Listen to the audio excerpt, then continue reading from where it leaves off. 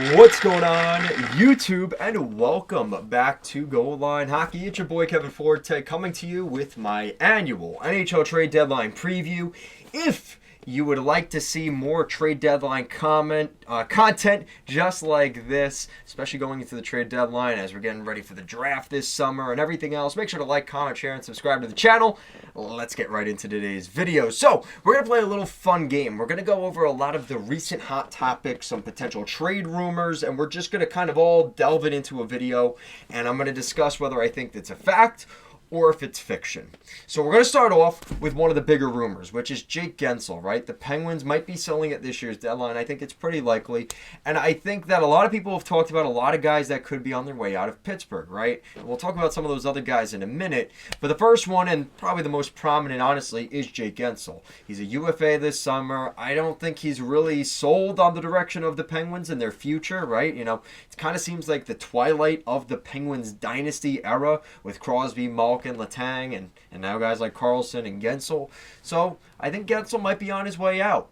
And if there is a trade, one of the rumors we've been hearing is Jake Guentzel to the Edmonton Oilers. And, you know, the Oilers have the prospects and the draft picks and the money to get this deal done. So the question is this a good fit for the Oilers? And would the prospects and draft picks be enough for the Penguins to be enticed? And I think Kyle Dubas and the staff there in Edmonton could get a deal done here with Ken Holland. I think this is a fact. I think Jake Guentzel to Edmonton is a very real rumor. You know, I think right now if you're looking at a team that's definitely in on the Jake Guentzel front, I think there's going to be a lot of teams in on the Jake Guentzel front. But, you know, I think that ideally for the Penguins, they'd like to send him to the Western Conference. Depending on how things go, you know, this summer and free agency and stuff like that, they don't have control over that. But I think that if you're looking for a situation where, you know, Jake Guentzel could be a fit, I think Edmonton is a really good fit. And you look at especially the way that the Vegas Golden Knights are right now, you know, that's the cream of the crop right now in the Western Conference, specifically the Pacific Division. If Edmonton wants to compete with those guys, you know, kind of, this is the Jack Eichel equalizer, if you want to say. And it's not necessarily the same, but you get the point. Jake Guentzel could be that guy. And I think the market's pretty thin for those types of players. There's been rumors that maybe, you know, we'll talk about later on with Vegas, that they could be looking to add as well. So for Edmonton, this could be an equalizer for them if they want to continue to compete with the depth up front that a team like Vegas has. I think this is a fact.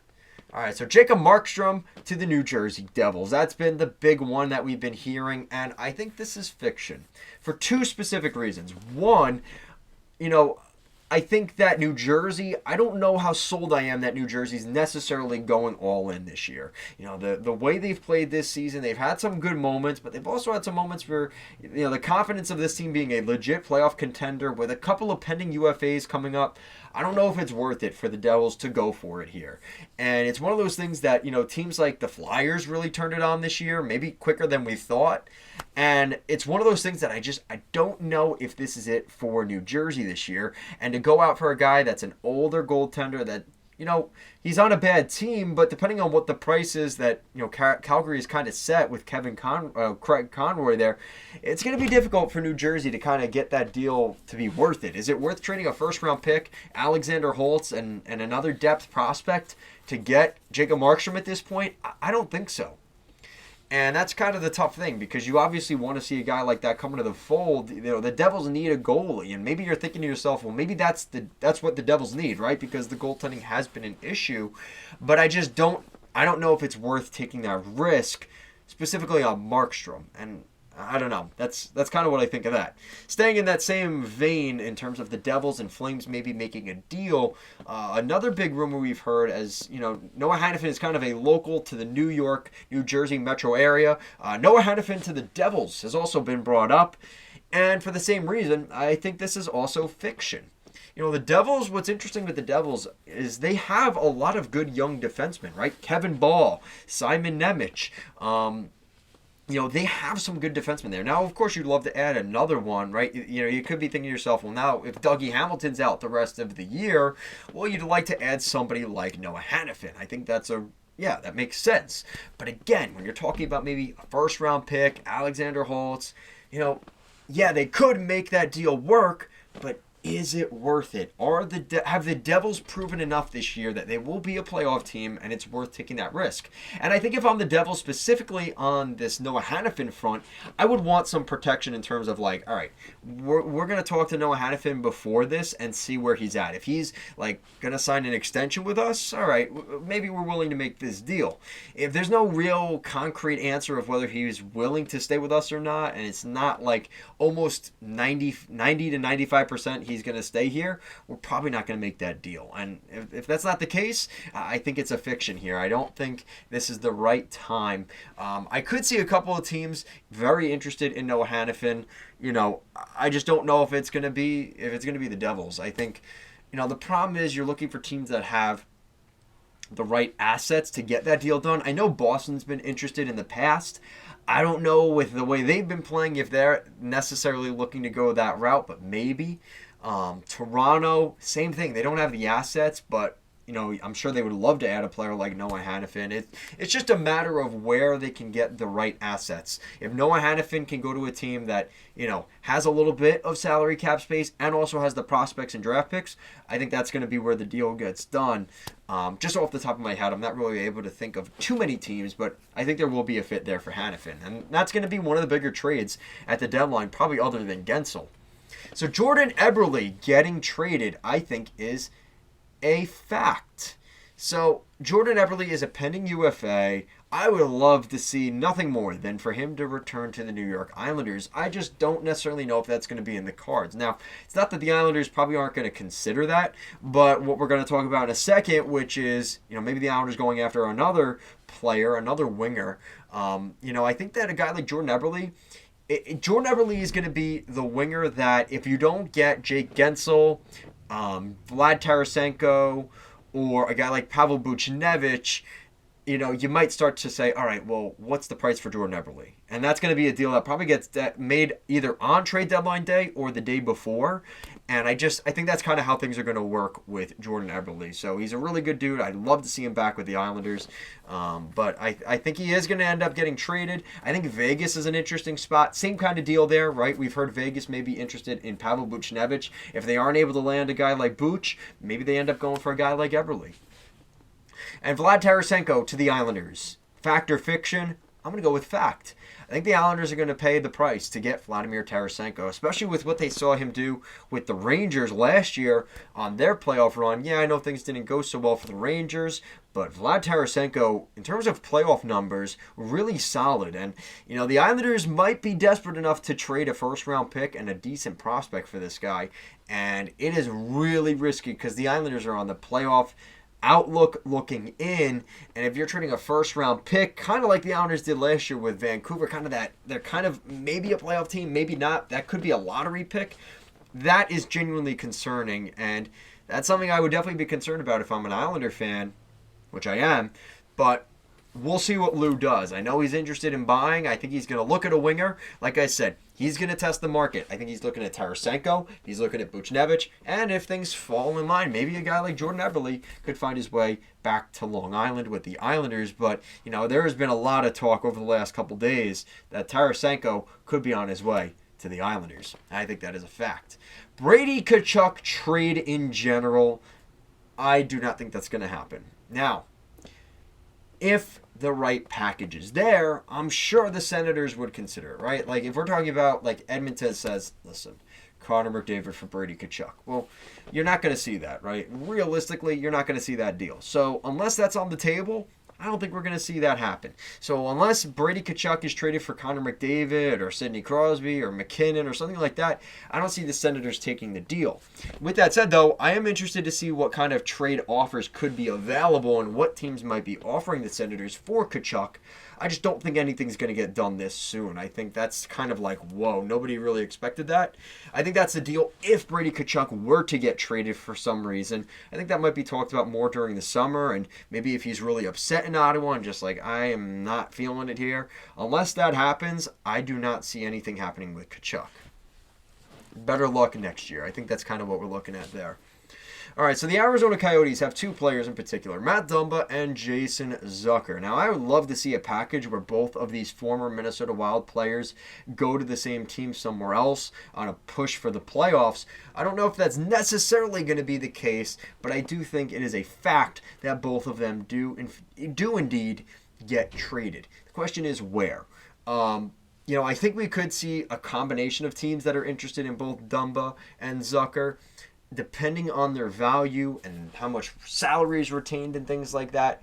I think we could see a deal get done for those guys.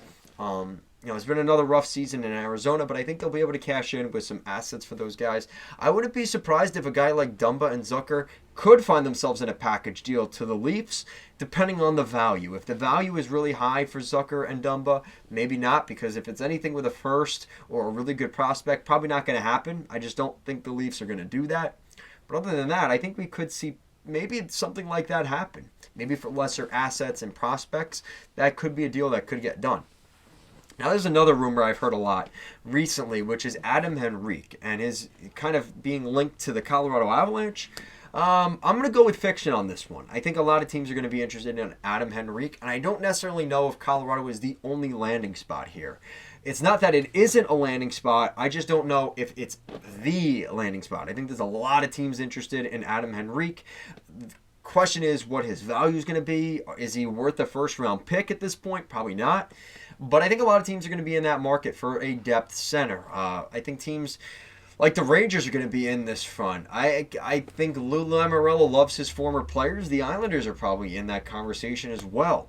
I got to think teams, maybe even in that, that Atlantic division, pretty much all of them, Boston, Florida, Toronto, all those teams could be in the mix in that conversation. Vancouver loves to steal second-line centers from the Anaheim Ducks past their prime. If you know what I'm saying here with Kessler, you would understand that. So Adam Henrik is another guy that I think, he could go to Colorado. I think this is one of those things, though, kind of like Bo Horvat last year, where everyone was like, Bo is going to Colorado, and then there's just so many different suitors that it just doesn't fall that way. It could. I just don't think it's the place we see Adam Henrik end up going. Alexander Wennberg to the New York Rangers, I think, is a fact. I like this one. This one makes a lot of sense for Seattle and the Rangers. Now, the Rangers probably could give up a second or third round pick for Wennberg. I don't know if it's going to cost a first round pick. It might.